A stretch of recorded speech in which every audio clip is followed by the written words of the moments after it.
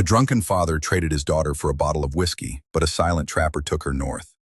The last rays of evening sun bled over the dirt streets of a forgotten frontier town, and the wooden boards of the saloon porch groaned under the weight of the wind. Harlan Briggs stumbled from the side alley, his steps uneven and his grip tight on the frayed rope that bound his daughter's wrists. Clara Briggs followed in silence, her thin dress coated with dust, her breath shaking in the cold air, and her eyes darting to the shadows of the street, as if begging for someone to notice her. She had endured her father's drunken rages before, but tonight felt different. Final. Like the world had turned its back on her. Behind the saloon, a creaking wagon waited with two men standing beside it. The taller one, Cole Mathers, leaned on the rail with a cigarette between his teeth, his eyes scanning the girl like she was a mule for sale. "She'll do," he muttered, his voice flat as he tossed a small bag of coins to Harlan. The clink of metal barely left his hand before the other man passed Harlan a bottle of amber whiskey. The father's cracked lips curled in a twisted smile as he snatched the bottle, his hand letting go of his daughter as if she had never been his blood. Clara's stomach turned cold. She could not feel her hands anymore as the men reached to drag her toward the wagon. A shadow moved at the edge of the alley, and a calm, low voice cut through the clatter of chains and the rattling wind. "Let her go." The words belonged to Ezekiel Ward, a broad-shouldered trapper dressed in a weathered fur coat, his face rough from years in the northern wilderness.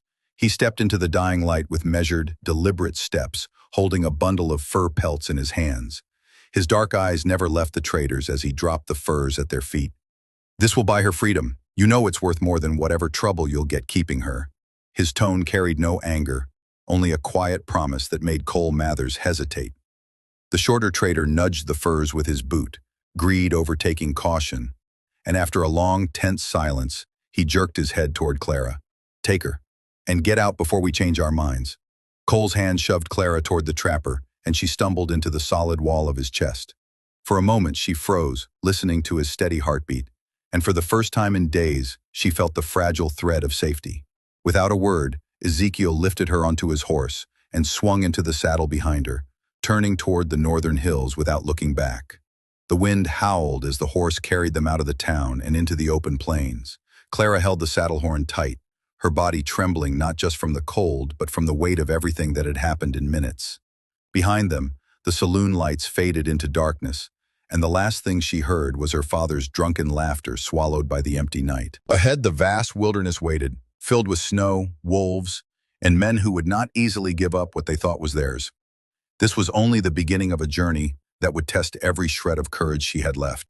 The night deepened as the horse carried Clara and Ezekiel away from the dim lights of the town. The open plains stretched endlessly under a sky torn with cold wind and the pale shimmer of a half-moon. Clara clung to the saddle horn, her body still shaking from the shock, her eyes fixed on the shadows of the horizon where skeletal trees swayed in the darkness. Behind them, the faint echo of laughter and clinking bottles had faded, but her heart still thumped in fear, as if every sound in the distance was a pursuit. Ezekiel said nothing. His silence was not cold. It was the calm of a man used to the wilderness, his senses alert to every rustle of dry grass and every shift of the wind. Hours passed under the biting cold until the silhouette of an abandoned barn emerged in the distance. Ezekiel guided the horse toward it, his hands steady on the reins, scanning for movement. Inside, the air smelled of old hay and rain-soaked wood. Clara slid down from the horse, her legs trembling, and sank onto the dusty floor. For the first time, she felt the weight of exhaustion pressing her down. Ezekiel set down his pack, sparked a small fire in the corner with flint and dry twigs, and the flicker of light finally softened the edges of the fear that had followed her all night. But peace on the frontier never lasted long. While Clara warmed her hands by the fire, a distant howl cut through the wind. She froze, glancing at the door, and Ezekiel's hand instinctively reached for his rifle. Another howl followed, closer this time, joined by the chorus of others. Wolves. Clara's chest tightened as Ezekiel moved quietly to block the entrance with a wooden beam, his voice low but firm. "Stay close to the fire." The sounds circled them, padded feet crunching on the frost outside, claws scraping against the wood. The firelight flickered on Clara's pale face, and the weight of the night pressed down like a living thing. She whispered almost to herself, "They can't get in, right?"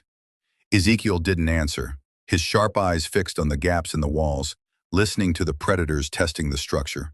The howls rose, then faded into the wind, leaving behind a heavy silence. Ezekiel slowly lowered his rifle, but didn't relax completely. Clara leaned her head against the wooden wall, exhaustion overtaking fear. And for the first time since she had been taken from home, she felt a fragile thread of safety. Yet far beyond the hills, lanterns swayed in the night as Cole Mathers and his men rode silently, following the faint trail of hoofprints in the frozen dirt. Their pursuit had only just begun. Dawn crept slowly across the frostbitten plains, painting the horizon with streaks of pale pink and silver. Clara Briggs awoke on the cold floor of the abandoned barn, the faint warmth of dying embers brushing her cheek. Her limbs ached from the night's chill, and for a moment she forgot where she was, until the low sound of Ezekiel Ward's boots on the wooden boards reminded her that she was far from the nightmare of her father's drunken hands. He was already saddling the horse, his movements quiet and methodical, his eyes scanning the empty horizon through the gaps in the walls. They rode out into the awakening wilderness, the wind cutting sharp and cold, carrying the scent of pine and distant snow. Clara held tight to the saddle, her hair whipping against her face, and a small part of her began to believe that maybe, just maybe, she was safe. But safety on the frontier was fragile. In the distance, a dark line of riders appeared for a brief moment against the rising sun. Ezekiel's sharp eyes caught the movement, and his jaw tightened. He guided the horse toward a shallow creek, letting the water wash away their tracks, then turned into a stretch of pine woods where the shadows still clung heavy from the night. Hours passed in tense silence. Birds scattered from the branches above, and a rabbit darted across their path, but no sound of pursuit reached their ears. When they finally stopped by a rocky outcrop to rest, Clara's stomach growled softly. Ezekiel handed her a strip of dried venison without a word, his gaze fixed to the south. For a moment, she watched him, noticing the way the lines of his face seemed carved by wind and time, and an odd comfort settled in her chest. The comfort shattered in an instant when a gunshot cracked through the trees, splintering bark just inches above Clara's head. She froze, heart pounding, as Ezekiel yanked her down behind the rocks. Echoes of hooves and shouts followed, rough voices cutting through the cold air. Cole Mathers and his men had found them. Bullets whined against the stones as Ezekiel returned fire, his movements sharp but controlled, each shot echoing like a promise. Clara pressed herself to the ground, her hands shaking as dirt and pine needles clung to her fingers. She felt the sting of fear and the bitter taste of reality. Freedom was never given without a fight. The echoes of gunfire faded into the cold morning air, leaving only the frantic pounding of Clara Briggs's heart and the sharp scent of gunpowder clinging to the pines. Ezekiel Ward crouched behind the rocky outcrop, his rifle steady, his eyes scanning the forest. Through the thin curtain of mist, he caught glimpses of movement, dark figures weaving between the trees. Cole Mathers and his men were still out there, patient as wolves, waiting for a mistake. Ezekiel signaled to Clara to stay low, then guided her toward a narrow deer trail that curved deeper into the forest. Fallen branches snapped under their boots, and every sound felt too loud, as if the forest itself betrayed them. Clara stumbled on a root, and he caught her arm firmly but gently, pulling her upright without a word. Her chest tightened with both fear and a strange trust. The man who barely spoke seemed to carry the weight of the wilderness in his silence. By midday, the trees began to thin, giving way to a frozen meadow. In the distance, a jagged ridge of dark rock cut across the sky. Ezekiel led the horse along the edge of the clearing, his eyes never stopping their restless sweep of the horizon. They found a shallow ravine and descended into its cover, following a trickle of icy water until it bent behind a curtain of brush. Here, Ezekiel paused, kneeling to study the ground. The tracks behind them were visible in the wet soil, and his jaw tensed. "They're close," he said finally, his voice low and certain. A sudden crack echoed through the ravine, a branch snapping under a heavy boot. Clara's blood ran cold as the sound multiplied into the rhythm of multiple steps. Shouts followed, distant but approaching, and the sharp whistle of a bullet ricocheted off stone near her shoulder. Ezekiel pressed her into the dirt, rolling to the edge of the rocks to return fire. The clash of gunshots rang through the canyon, blending with the caw of startled crows overhead. Clara covered her ears, the world spinning in chaos, yet she forced her eyes open and saw Ezekiel, a solid wall between her and death, moving with the surety of a man who had survived too many hunts to falter now. The fight didn't last long, but it left the ravine echoing in silence again. Ezekiel grabbed Clara's hand, his palm rough and warm, and pulled her to her feet. "We move now," he said simply. They climbed the rocky slope, disappearing into the cover of tall pines, leaving behind the echo of gunfire and the promise that the hunters would not give up so easily. Clara's chest burned from the climb, but deep inside, a spark of determination grew. She would not go back, not alive. The climb into the mountains stole the warmth from Clara Briggs's bones. Each step of the horse crunched over frost and loose stone, and her hands ached from gripping the saddle. Behind her, Ezekiel Ward rode in silence, scanning every ridge and shadow. The memory of the ravine gunfight clung to her mind like smoke. She could still hear the crack of bullets and the shouts of men echoing through the trees. Her heart leapt at every sudden sound. A falling stone, the caw of a crow, the distant whisper of wind pushing through the pines. By late afternoon, gray clouds rolled over the peaks carrying the smell of snow. Ezekiel guided the horse into a narrow mountain pass where sheer rock walls rose on both sides. The path was treacherous and twisted like a snake, littered with ice. A slip here would mean a fall into the gorge below. Clara clung tighter, feeling the raw fear in her chest. Ezekiel's calm presence was her anchor. He rode like a man who had lived half his life on edges like this. As twilight bled into the mountains, they reached a sheltered plateau surrounded by tall spruces. Ezekiel dismounted, scanning the ridge above before signaling Clara to follow. Here, he decided they would make their first real camp. He cleared a small patch of snow, built a fire with practiced hands, and the orange glow pushed back the creeping shadows. Clara crouched by the flames, holding her palms out for warmth. The first flakes of snow began to fall, landing on her tangled hair, and for a brief moment she felt a fragile peace. But the wilderness did not rest. A sudden crash of rocks from the slope above shattered the calm. Clara jerked her head up, and Ezekiel was already on his feet with the rifle in hand. For a tense moment she feared it was Cole Mathers and his men, but instead a dark shape lumbered into view through the snowfall. A black bear, its fur dusted white, had caught their scent. Clara froze, every muscle locking in terror as the animal sniffed the air and began to descend toward the fire. Ezekiel's voice was low but firm. "Stay behind me." He stepped forward slowly, the firelight flickering against his face as he raised his rifle. The bear paused, snorted, and for a heartbeat the world was silent, except for the crackle of the flames. Then Ezekiel fired into the air, the sound booming through the pass. The bear jerked back, startled, and after a tense moment turned and lumbered into the trees. Clara let out a shuddering breath, her knees weak, realizing how close they had come to yet another kind of death.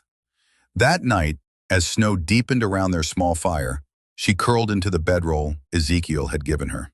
Fear and exhaustion swirled together in her chest, but for the first time since her father had let go of that rope, she whispered to herself that maybe she would live to see safety again. The snow deepened through the night, muffling the world into a cold silence that pressed against Clara Briggs's chest. She lay curled in the bedroll near the fire, watching the orange glow dance across Ezekiel Ward's face as he sat with his back against a tree, rifle resting across his knees. The events of the last days ran through her mind in fragments. The stench of whiskey on her father's breath, the rough hands of strangers, the echo of gunshots in the forest, and the heavy shadow of the bear vanishing into the night. She felt her throat tighten and realized her body trembled, not only from the cold but from the weight of everything she had survived. Ezekiel glanced at her briefly, his dark eyes calm but alert. He didn't speak, yet his presence was enough to steady her breathing. The wind whistled through the pines, carrying faint sounds of cracking ice and distant avalanches. Every noise set her nerves on edge, and when a branch snapped somewhere beyond the firelight, her heart jolted. Ezekiel's head turned sharply. He raised a finger for silence and slowly stood, the snow crunching softly under his boots. Clara held her breath as he moved to the edge of the trees, scanning the white blur of the night. Through the drifting snow, a faint light flickered far down the slope. Lanterns. Clara's stomach dropped. Cole Mathers had found their trail again. Ezekiel returned to the fire, his jaw tight. "We move before dawn," he said quietly. His voice, though calm, carried an unspoken urgency that made Clara's pulse quicken. Sleep came only in fragments, broken by the cold and the distant echo of hooves on frozen ground. By the first gray light of morning, they were on the move again, the horse's breath steaming in the bitter air. The path wound higher into the mountains, where cliffs rose like dark walls and the wind bit through their clothing. Clara's legs ached, but she clung to the saddle, fear lending her strength. Behind them, faint shouts carried through the valleys, reminding her that the danger was never far. They crossed a frozen creek, the ice groaning under the horse's hooves, and Clara's chest tightened at the thought of falling through. On the far bank, Ezekiel dismounted to check the tracks, brushing snow with his gloved hand. "They're closing in," he muttered. Clara swallowed hard, realizing that their escape was now a race not only against the men behind them, but against the merciless land itself. The morning sun rose weak and pale, its light spilling across the frozen peaks, as Clara Briggs and Ezekiel Ward pushed higher into the mountains. The air was sharp in their lungs, and the world felt suspended in cold silence, broken only by the crunch of snow beneath hooves and the occasional caw of a distant crow. Clara's body ached, her fingers stiff in the biting wind, but she held on, fueled by a fragile determination that had grown stronger with every mile away from the nightmare of her father and the men who had claimed her. Ezekiel led the horse along a narrow ledge where the valley dropped steeply to their left, shadows pooling in the depths below. He moved with the quiet focus of a man who had survived the frontier all his life, scanning every ridge and ravine. Clara followed his gaze and froze when she saw the faint glint of metal far below, a lantern swinging, then another. Cole Mathers and his men were still behind them, climbing steadily, refusing to quit. A shiver ran down her spine that had nothing to do with the cold. By midday, they reached a small plateau with jagged rocks that jutted like broken teeth from the snow. Ezekiel halted and dismounted, his eyes tracing the slope above. "We'll cross that pass before night," he said in a voice that was steady but heavy. Clara nodded silently, her heart pounding as she followed him on foot, the horse climbing behind them. Every step crunched, every echo felt too loud, and the wind carried whispers that made the mountains feel alive. Halfway across the pass, the inevitable came. A single rifle shot cracked through the cold air, hitting the rock inches from Ezekiel's shoulder. Clara screamed and dropped to the snow as the mountains erupted with the echoes of shouts and gunfire. Figures appeared on the slope behind them, Cole Mathers and two men, rifles raised, moving with the slow caution of hunters. Ezekiel shoved Clara toward a rock outcrop. "Stay low," he barked, his voice cutting through the chaos. Bullets whined past them, chipping stone and sending shards into the snow. Ezekiel returned fire, his movements precise and economical, his silhouette framed against the white sky like a lone sentinel. Clara pressed herself into the snow, trembling, tasting the metallic bite of fear on her tongue. She realized with a sinking heart that this was no longer just a chase. It was a battle they might not survive. The fight raged for long minutes, the cold amplifying every sound, the crack of rifles, the echo of shouts bouncing between peaks, the distant rumble of shifting snow. When Ezekiel's last shot forced the men to retreat behind the ridge, he crawled to Clara, his face grim but determined. "We move now," he said, gripping her arm firmly. Adrenaline carried her to her feet, and together they scrambled along the ledge, knowing the hunters would return. Far below, the valley yawned wide and merciless, the wind clawing at their coats. Clara didn't look down. All she could think was that every step forward was another heartbeat closer to freedom, or to falling into the abyss. The wind howled through the narrow mountain pass as Clara Briggs and Ezekiel Ward pressed on, their bodies stiff from cold and exhaustion. The sky had turned the color of steel, and snow swirled in sharp flurries that stung their faces. Each step of the horse along the icy ledge felt like a gamble with fate. One slip could send them tumbling into the dark valley below. Clara's heart pounded in her ears, but she bit back the urge to look down. The fear that had once frozen her now burned into a sharp thread of determination. She would survive this, whatever it took. Behind them, faint shouts rose over the wind. Cole Mathers and his men were closing in again, their voices like ghosts carried by the storm.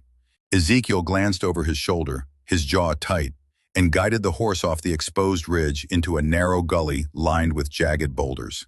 The snow here was deeper, muffling their steps but slowing their progress. Clara clutched the saddle horn as the horse struggled through drifts, every muscle in her body tensed. Suddenly, the ground gave a hollow crack beneath the horse's hooves.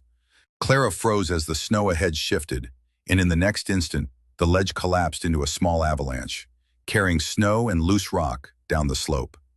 Ezekiel swung off the horse, pulling Clara with him just in time to avoid being swept away. They pressed against the icy wall, hearts pounding as the roar of sliding snow faded into the valley below. Clara's hands shook violently. The wilderness seemed intent on finishing what her father had started. As the flurry of snow settled, Ezekiel led her and the horse cautiously forward, every step measured. By dusk, they reached a cluster of stunted pines clinging to the cliffside. Ezekiel motioned for them to stop and crouched low, peering out from the branches. Through the white haze, 3 riders emerged on the ridge they had just left, dark shapes against the fading light. Cole Mathers raised a hand to shade his eyes, scanning the slope, and Clara's breath caught in her throat. She ducked instinctively, her fingers gripping Ezekiel's coat. They waited in silence, the only sounds the wind and the distant crackle of ice. Finally, the riders disappeared into the swirling snow, choosing a different path down the mountain. Clara exhaled a trembling breath, her chest tight from holding it so long. Ezekiel didn't speak, but when he met her eyes, the message was clear. They weren't safe yet. Night was coming fast, and with it, the next test of their will to survive. Night fell over the mountains like a heavy curtain, and the storm grew fiercer. The wind roared through the pines, carrying snow that stung Clara Briggs's face as she clung to Ezekiel Ward on the narrow mountain path. Their horse labored against the drifts, its breath steaming in the frigid air. Behind them, faint flashes of lantern light danced in the darkness. Cole Mathers and his men were relentless, shadows that refused to die. Clara's chest tightened with dread as every echo of hoofbeats felt like the whisper of fate catching up. They descended into a canyon where the wind was trapped, howling like a living thing. Ice clung to the rock walls and snow piled deep in the corners. Ezekiel led the horse through the shadows, but the sense of being hunted never left. Clara's fingers were numb, her teeth chattered, and exhaustion made the world tilt. Then the sound came, an unmistakable crack of a branch under heavy boots. Ezekiel froze, raising a hand, and within seconds, a gunshot tore through the night, sparking off the canyon wall inches from his head. Chaos erupted. Voices shouted through the storm, the echo bouncing off the rocks as Cole and his men closed in. Ezekiel pushed Clara against the icy wall. "Stay down," he barked, his voice low but urgent. He fired back, muzzle flashes lighting the dark, and the smell of gunpowder cut through the cold air. Clara crouched in the snow, her heart hammering as the fight raged around her. Bullets sparked against stone, sending shards into the darkness. Suddenly, a loud crack split the night, not a gun, but ice. A shelf of snow high above them gave way, triggered by the gunfire. Clara barely had time to scream before the avalanche thundered down the slope. Ezekiel grabbed her and dove behind a boulder as snow roared past, swallowing the canyon in white chaos. She clung to him, her ears filled with the deafening rumble, and for a moment, she thought it was the end. When the world finally settled, the canyon was unrecognizable. Snow buried the trail behind them, and the shouts of their pursuers had vanished under the avalanche. Clara trembled, coughing in the cold air, her heart pounding with the realization that death had brushed past them twice, once by bullet, once by the mountain itself. Ezekiel's eyes met hers in the dim moonlight, sharp and resolute. "We move. Now." His voice was calm but final, and she obeyed without question. The climb out of the canyon was brutal. Clara's legs burned, her lungs ached, and her soaked dress clung to her in the freezing wind. Yet in that struggle, something changed.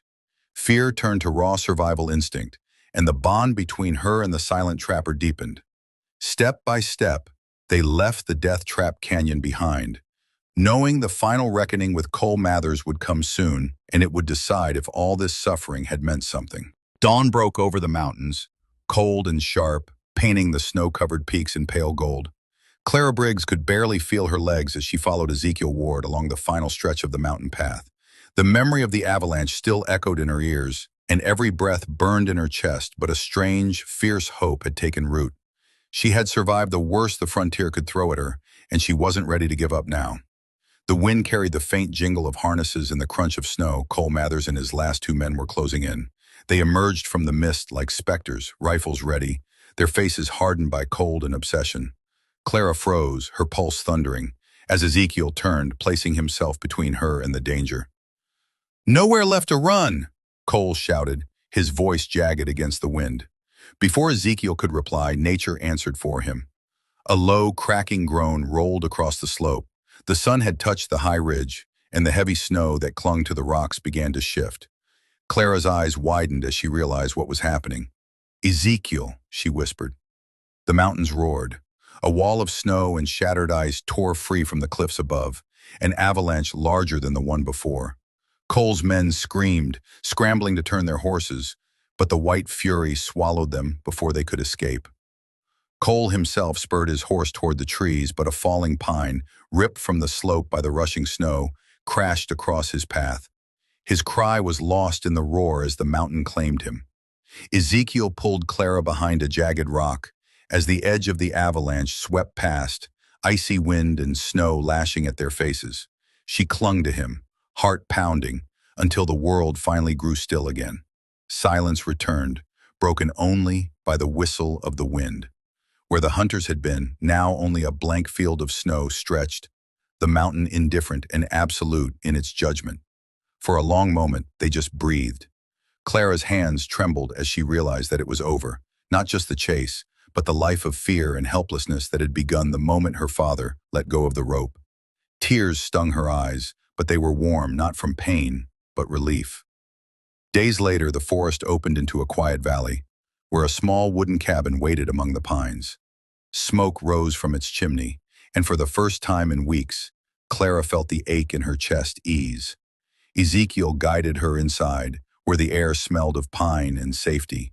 He said little, as always, but when she sat by the fire and met his gaze, she saw a promise there, of protection, of a life built from survival and trust. She had left her old life buried in the snow, along with those who had tried to own her. In the stillness of the frontier, she found freedom, warmth, and the quiet bond with the man who had carried her through hell to the light. The Wild West has always been a land that tests the soul, where the wind carries both the scent of pine and the echo of danger. And every horizon holds a choice between life and death. Clara Briggs walked into these mountains as a frightened girl, stripped of hope by betrayal and cruelty, and step by step the frontier carved her into someone new. In the roar of avalanches and the whisper of the pines, she learned that freedom is not given. It is earned with courage, pain, and the will to keep moving when the world wants you to fall. Ezekiel Ward was a kind of man the West keeps for itself, silent as a frozen creek, steady as the roots of the tall pines, and carrying a strength born of endless winters and lonely trails. Together they faced not only the men who sought to chain her, but the land itself, with its merciless cliffs, its wolves, and the snow that falls like judgment from the sky. Every step through the wilderness was a reminder that survival on the frontier is never promised, but for those who endure, the reward is life unbound, a life the world can never again take away. As the snow settled over the mountains and silence reclaimed the canyons, Clara and Ezekiel found a fragile peace, the kind that only the heart of the Wild West can offer. Here in the quiet firelight of a small cabin, after the roar of storms and the shadow of death, love did not need words. It was in the safety of a steady hand, the warmth of shared survival, in the knowledge that together they had defied both man and nature. If stories like this one stir your heart, if the raw soul of the Wild West calls to you, with its winds and its untamed beauty, make sure to subscribe to the channel and ring the bell so you never miss the next journey into the very heart of the frontier.